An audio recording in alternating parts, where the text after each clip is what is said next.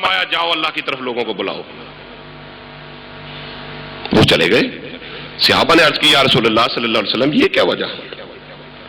ہمارے لیے سارے ارکان پر عمل کرنا ضروری ہے اور ان کو آپ نے چھوٹ دے دی، جہاد کی بھی چھوٹ دے دی، زکوٰۃ کی بھی چھوٹ دے دی. آپ صلی اللہ علیہ وسلم نے فرمایا کہ ہاں چھوٹ دی ہے. جب تم میرے پاس آئے تھے اے صحابہ تو کیا اس وقت تم نمازیں پڑھتے ہوئے آئے تھے، زکوٰۃ دیتے ہوئے آئے تھے، حج کرتے ہوئے آئے تھے، متحجت تھے تم؟ جب تم میرے پاس آئے تو اس وقت تو یہ خوبیاں تمہارے اندر نہیں تھیں. میرے ساتھ بیٹھنے کی اور میرے صحبت کی وجہ سے یہ ساری خوبیاں تمہارے اندر آتی چلی گئیں. ان کو کچھ دیر، ابھی تو 2 گھنٹے بھی نہیں ہوئے میرے پاس میری صحبت میں بیٹھے ہوئے، کچھ دیر ان کا آنا جانا تو ہو میرے پاس، میری سنگت اور صحبت میں کچھ وقت گزرے گا ان کا. یہ خود کہیں گے کہ آقا ہم جہاد پر بھی جانا چاہتے ہیں اور ہم مال اپنا پاک بھی کرنا چاہتے ہیں زکوٰۃ دے کر. اور پھر وہی ہوا. کچھ عرصے کے بعد وہ لوگ آئے اور آ کے عرض کی یا رسول اللہ ہم جہاد پہ بھی جانا چاہتے ہیں اور مال بھی ہم پاک کرنا چاہتے ہیں. دوستو یہ آقا علیہ السلام کی بات آپ کو سنا. اس کے بعد نیچے آ جائیں آپ.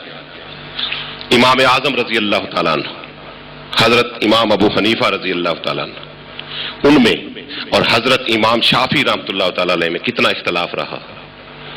اختلاف ہے یا نہیں ہے؟ آپ دادا استاد اور پوتے شاگرد امام شافعی رحمۃ اللہ تعالیٰ علیہ.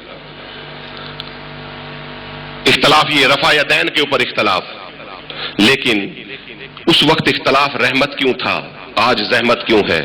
اس وقت صرف فرق اتنا تھا کہ امام اعظم ابو حنیفہ رضی اللہ تعالیٰ عنہ اختلاف بھی تھا لیکن ادب بھی کرتے تھے.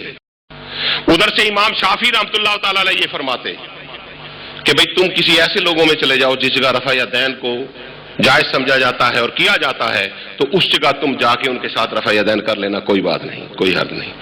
اختلاف بھی ہے، ادب بھی ہے. امام شافعی رحمۃ اللہ تعالیٰ علیہ آپ تشریف لاتے ہیں حضرت امام اعظم رضی اللہ تعالیٰ عنہ کے مزار پر، اور ادھر آ کر جب آپ نے نماز ادا کی ظہر کی تو وہاں آپ نے رفع یدین نہیں کی، اپنے فتوے کے خلاف کیا. مریدین ساتھ تھے.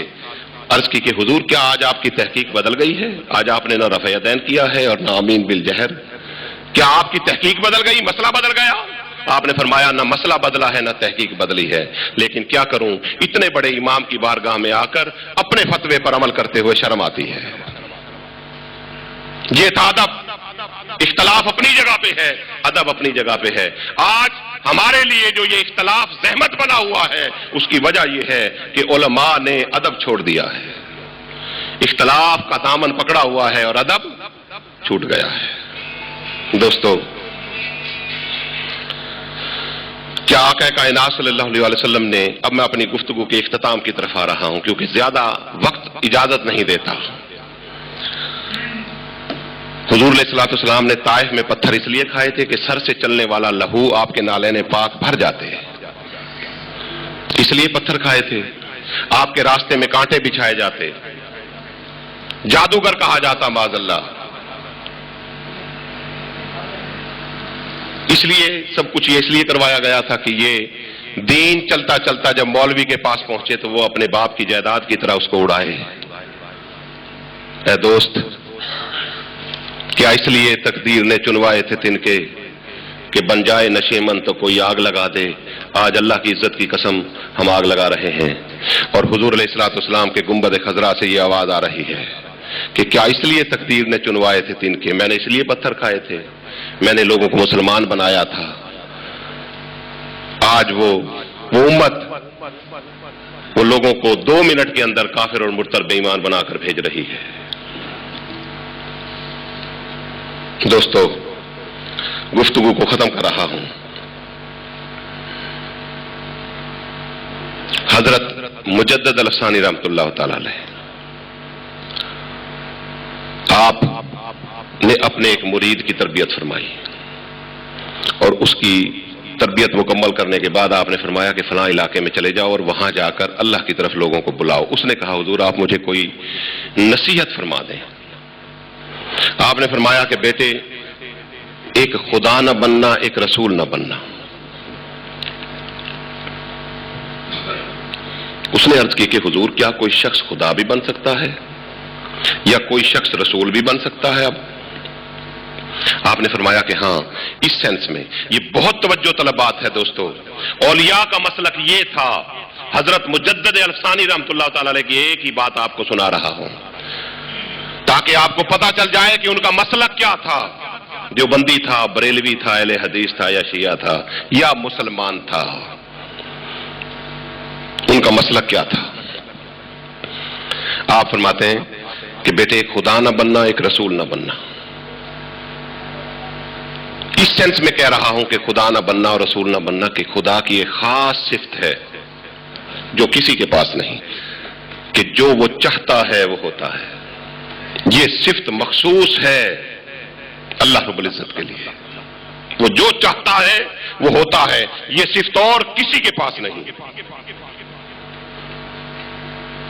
تم چاہو ضرور یہ ہو جائے، فلاں ہو جائے، یوں ہو جائے، گاڑی آ جائے، بینک بیلنس آ جائے، سب کچھ چاہو ضرور، لیکن اگر آپ کی چاہت کے خلاف ہو تو کبھی برہم نہ ہونا، خفا نہ ہونا، شکوہ نہ کرنا، جھگڑا نہ کرنا. کیوں؟ اس لیے کہ یہ تو صرف خدا کی صفت ہے کہ وہ جو چاہتا ہے وہ ہوتا ہے، اور آپ خدا نہیں ہیں. آپ خدا نہیں ہیں. تم چاہو ضرور، لیکن اگر تمہاری چاہت کے خلاف ہو تو کبھی برہم نہ ہونا اس کے اوپر، کیونکہ برہم ہونے کا حق تو صرف اس کو ہے. وہ وحدہ لا شریک، جو چاہتا ہے وہ ہوتا ہے. اس کے علاوہ یہ صفت کسی کے پاس نہیں. اس سینس میں کہہ رہا ہوں کہ کبھی خدا نہ بننا اور اسی طرح رسول نہ بننا، کیونکہ رسول کے پاس بھی ایک خاص صفت ہے، اور وہ کیا ہے؟ وہ یہ ہے کہ جو اس کی بات نہ مانے وہ کافر. جو اس کی بات نہ مانے وہ کافر. تم اپنا مسلک، اپنی تحقیق، اپنی سوچ لوگوں کے سامنے ضرور رکھو، آپ کا حق ہے. لیکن اگر کوئی شخص آپ کی سوچ سے اختلاف کرتا ہے، آپ کے مسلک سے اختلاف کرتا ہے، آپ کی تحقیق سے اختلاف کرتا ہے، تو کبھی کافر نہ کہنا، کیونکہ آپ رسول نہیں ہیں. آپ رسول. اور اگر تم کسی کو کافر کہتے ہو صرف اس بیس کے اوپر کہ وہ میرے مسلک سے تضاد رکھتا ہے، میری تحقیق کے خلاف ہے، میری سوچ کے خلاف ہے، اس کو آپ اگر کافر بناتے ہیں تو اس کا مقصد یہ ہے کہ آپ رسول کی وہ پوسٹ حاصل کرنا چاہتے ہیں جو تمہیں نہیں مل سکتی. وہ فقط رسول کے لیے مخصوص ہے.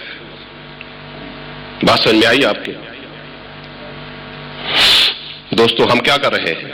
ہم اس رسول کی اس مہر کو اپنے ہاتھ میں لینا چاہتے ہیں، حالانکہ وہ رسول کے لیے مخصوص ہے. دوستو کہیں ایسا تو نہیں کہ ہم لوگ کوئی بھولے سے کسی اور راستے پہ چل رہے ہوں اور اس کو جو اپنے مسلک کی خدمت کو دین کی خدمت سمجھ کر چلے جا رہے ہیں اس راستے کے اوپر، اور قبر میں جب پہنچیں اور وہاں جب پہنچ کر حضور علیہ الصلوۃ والسلام سوال کریں کہ کیا کر کے آئے ہو، تو اس وقت ہمارے پاس کوئی جواب نہ ہو. آقا اتنے لوگوں کو کافر بنایا، اتنے لوگوں کو مشرک بنایا، اتنے لوگوں کو منکر بنایا، آقا میں یہ کام کر کے آیا ہوں وہاں سے. دوستو ہم کہاں جا رہے ہیں؟ ادھر جا رہے ہیں.